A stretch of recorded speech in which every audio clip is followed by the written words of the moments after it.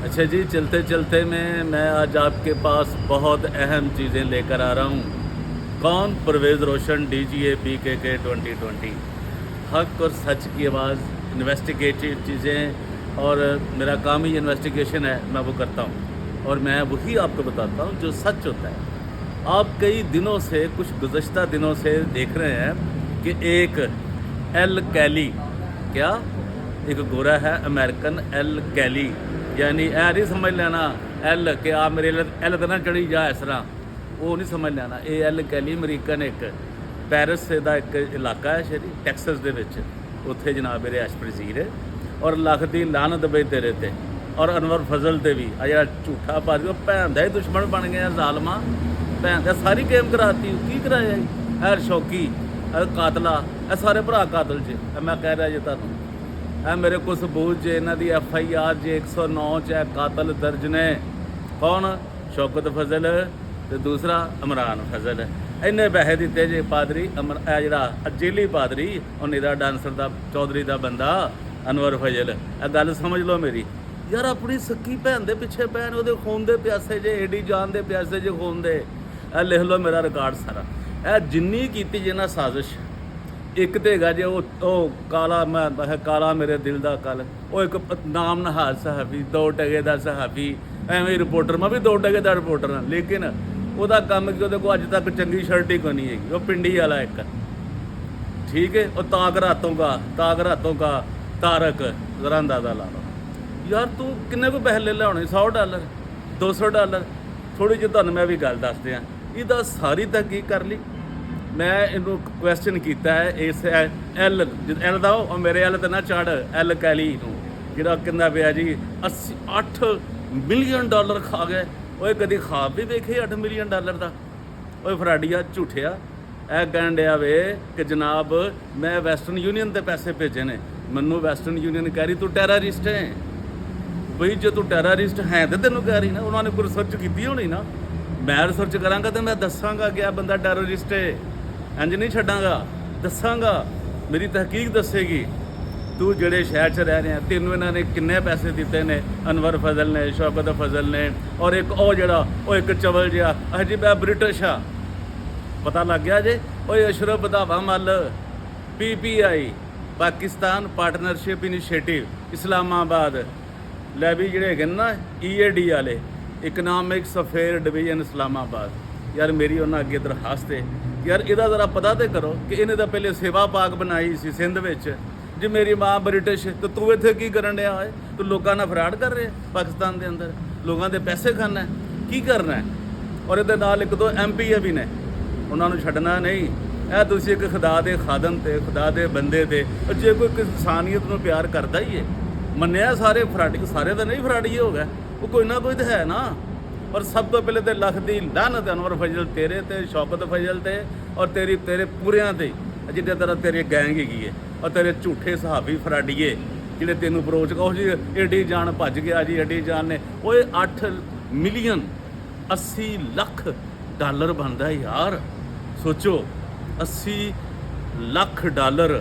वो तू किस तरह लिया? तू कह रहा मैं वैसटर्न यूनीयन ते भेजा, मनो उन्हें गया तू टैररिस्ट है, इसका मतलब उन्होंने कोई शक है? मैं तेरे ते रिसर्च कर रहा, तू लोगों तू जो तू कह जी मैं जीसस के अकाउंट च भेजा जी, जीसस वाईफाई अकाउंट, इसका मतलब भाई यस्सू नूं दे के ते वो बंदे को हिसाब मंगण डे, यस्सू को हिसाब मंग। हाँ नाले दूसरी गल, तू उन्हों दियाँ सारियां दियां जिन्होंने तू पैसे दिते ने गरीबां नूं, हुण तक तेरे वध तो वध पैसे आए ने $1400 जिन्हों तू भेजे ने, मेरे मुताबिक कोई 2000 होना किते। $1400 तू भेजदा रहा फैसलाबाद कि जी है इन्होंने रक्षा लैके देना, इन्हों का कर्जा चुकाना, ये करना वो करना, तो की कीता तू दस? तू कहना मैं $80 लाख दे दिता है, वो किवें आया है? मेरा सवाल है EAD नूं, इकनॉमिक्स अफेयर डिवीजन इस्लामाबाद नूं, कि मैनूं दस्सिया जाए कि जनाब ये पैसे किवें लिआया इन्हें।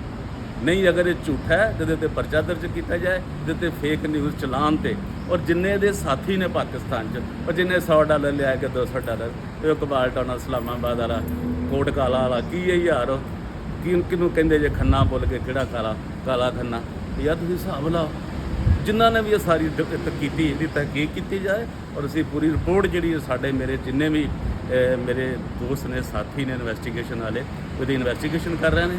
ਔਰ ਇਹਨੂੰ ਜਿਹੜਾ ਇਹ ਐਲ ਕੈਲੀ, ਦੇਖੋ ਸਭ ਤੋਂ ਪਹਿਲੇ ਮੈਨੂੰ ਸਲਾਮ ਮੈਂ ਕਰਨਾ ਵਾ, ਮੈਂ ਉਹਨਾਂ ਦਾ ਬਹੁਤ ਸ਼ੁਕਰਗੁਜ਼ਾਰ ਹਾਂ। ਮੈਂ ਇੱਕ ਕੈਲੀ ਸਾਹਿਬ ਦਾ, ਜਿਹੜੇ ਆਸਟ੍ਰੇਲੀਅਨ ਫਾਦਰ ਸਨ ਕੈਥਲਿਕ, ਔਰ ਉਹਨਾਂ ਨੇ ਕਿੰਨੀ ਖਿਦਮਤ ਕੀਤੀ ਲੋਕਾਂ ਦੀ, ਉਹਨਾਂ ਨੇ ਲੇਕਿਨ ਇਹਦੇ ਨਾਂ ਦੀ ਵਜ੍ਹਾ ਤੋਂ। ਔਰ ਦੂਜਾ ਜਿਹੜਾ ਆਸ਼ਰ ਰੰਧਾਵਾ ਮਾਲੇ ਕੇ ਵਧਾਵਾ ਮਾਲੇ, ਬਈ ਇਹਨੂੰ ਪੁੱਛਿਆ ਜਾਏ ਕਿ ਭਾਈ ਤੂੰ ਇਹ ਤੇਰੇ ਨਾਲ ਮੈਂ ਕੰਮ ਕਰਦਾ ਹੈ, ਇਹ ਕਿੰਨੇ ਕੁ ਪੈਸੇ ਲਿਆ, ਇਹ ਤੇਰਾ ਉਹਦੇ ਕੋਲ ਹੈਗਾ ਇਕਨੋਮਿਕਸ ਅਫੇਅਰ ਡਿਵੀਜ਼ਨ ਵਾਲਿਆਂ ਕੋਲ ਹਿਸਾਬ ਕਿਤਾਬ ਹੈਗਾ ਹੀ ਸਾਰਾ, ਤੂੰ ਕਿਸ ਤਰ੍ਹਾਂ ਫਰਾਡ ਕਰਦੇ ਜੇ।